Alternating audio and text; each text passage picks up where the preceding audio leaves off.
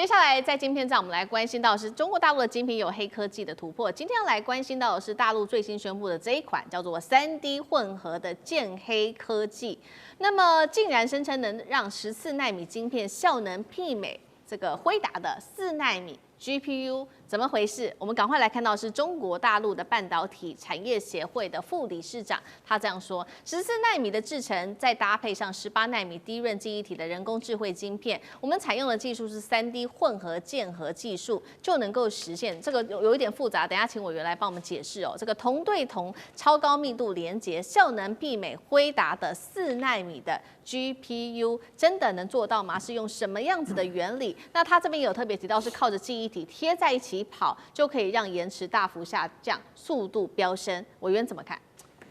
对，这其實是封裝技術的一種大幅度的提升哦。就是大家現在看到的那個晶圓的產業，其實它是一條產業鏈嘛哦。你說台積電，它把晶圓做出來了之後，不是這樣就拿去用了，不是這樣就能夠拿去做組裝了。它要送到封測廠去測試，然後去封裝，這就叫做所謂的封裝。什麼叫封裝？就是因為你一個電子元件哦，你裡頭包含了非常多的晶片，那不同的功能你就有放不同的晶片在裡頭。可是你把晶片堆疊在一起的關鍵問題來了，你晶片堆疊的時候你要怎麼堆疊？你要怎麼樣的堆疊才能夠讓效能提到最高？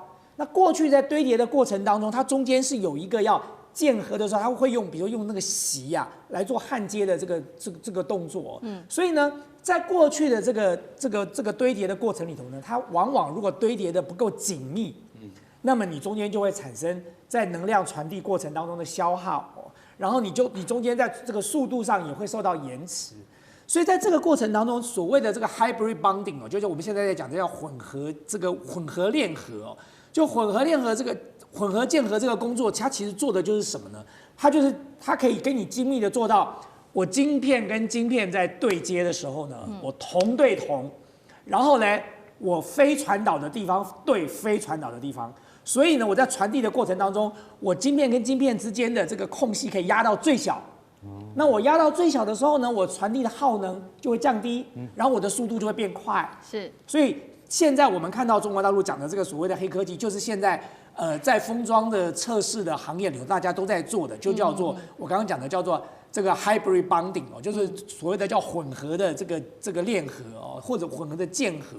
那麼如果中國大陸真的能夠做到這一點，那麼當然在封裝技術上算是一個很大的突破。那他現在所提出來的說，他在很多的效能上能夠大幅的提升。那這並不令人意外了。好，一方面我們剛剛看到是在晶片上面的這個黑科技突破，那另外我們也來看到是 AI 大模型上面也有突破。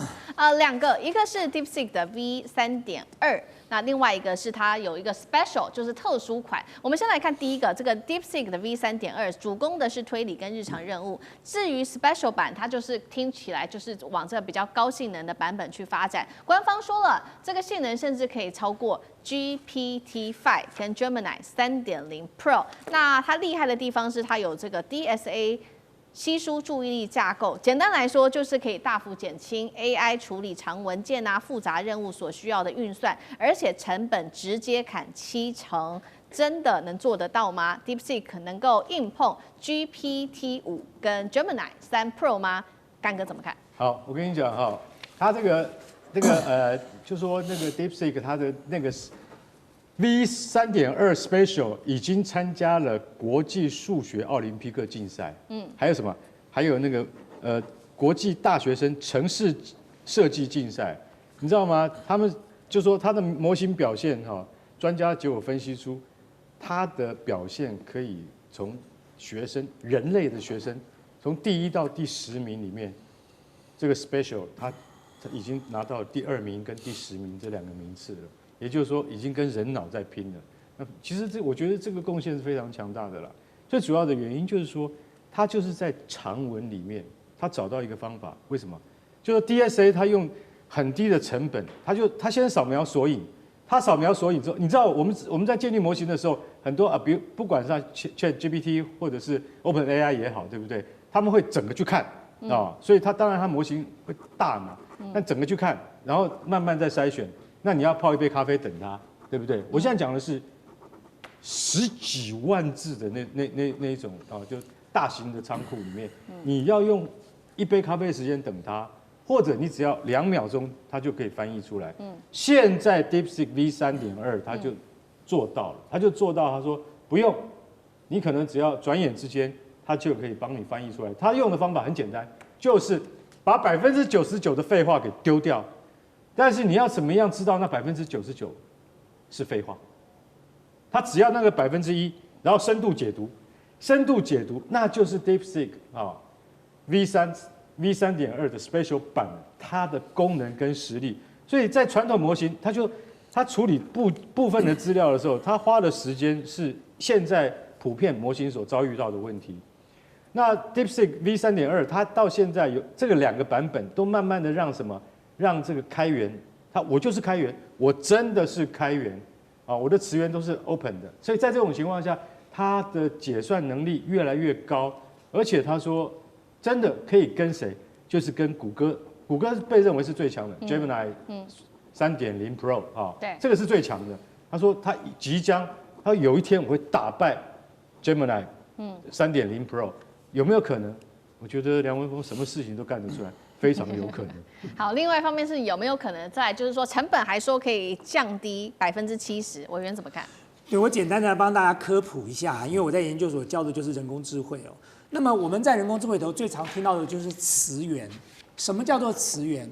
我講一句話，我想吃蘋果，這句話電腦讀進去的時候，它要先把這一句話分成不同的詞源。我是一個詞源，想是一個詞源，吃是一個詞源，蘋果2個字是一個詞源，句號再是一個詞源。當你把詞源分完之後，你要做的就是把它變成向量，所以叫做文字轉向量。我們現在在講的處理詞源，為什麼是一個重要的關鍵？就是你把詞源分完之後，電腦不是讀這些字哦，在電腦裡頭，我代表的是一個向量，這個向量可能有10萬個數字。但是這一組向量進去，電腦讀出來就知道，它這個就是我的意思。想吃蘋果，它要這樣讀。那在它讀的過程當中，對文字處理上最難的是什麼？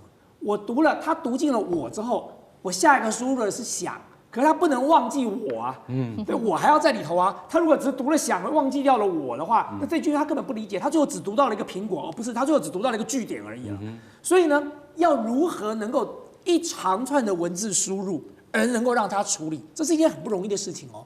我剛才講說，我今天輸入我想吃蘋果，我用文字輸入，我要經過第一個大模型，我要把它變成向量，然後第二個我要進入真正的大模型，我要開始進行處理，第三個我要吐出來的時候還是向量，我又要再經過另外一個大模型把它變成文字。所以你看看，在處理的過程當中，這就是所謂的成本了。這就是所謂我們要花的時間成本跟經費成本。為什麼需要這麼大的算力？原因就在這裡。那 DeepSeek 很厲害的一點就是說，它如果能夠把處理每100萬個詞源哦，各位知道100萬個詞源是多少嗎？大概你可以把金庸的《射雕英雄傳》整套丟進去，大概也就是100萬個詞源了。那麼它處理的這個費用可以大幅的降低。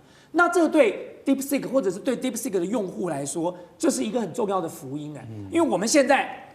各位知道，我們現在雖然你交了錢給 ChatGPT， 你交了錢給 Gemini，可是其實所有的這些運算的成本、這些處理的成本，都是這些公司在做吸收的，所以他們的負擔是很重的。這就是為什麼現在的 AI 公司都沒有賺錢啊，因為他的錢全部都丟到算力裡頭去了嘛。可是如果今天我可以把算力做這樣的處理，那麼當然我 DeepSeek 的負擔就會大幅的降低了。那 DeepSeek 是怎麼做到這一點的？靠着演算法，這才是它厲害的地方哦。就 DeepSeek 它一直號稱說，它要用軟體的突破這個硬體的封鎖，而 DeepSeek 真的做到了。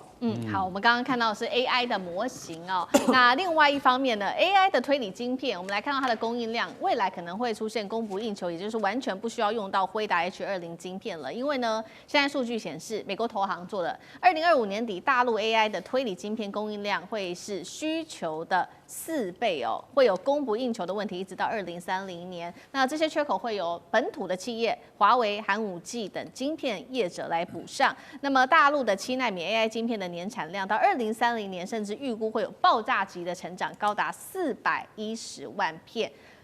輝達執行長黃仁勳的噩夢真的來了嗎？李博士怎麼看？我看啊，川普推動這一個晶片，我把它叫做 Chip War， 晶片戰爭。那因為晶片戰爭，所以他在推廣 Chip Marketing， 晶片的市場。那他這裡特別講到說，這是一個出口的管制，會不會失去意義？我認為啊，以美國這麼大，然後科技這麼進步，它不應該叫出口管制，它應該叫出口輔導。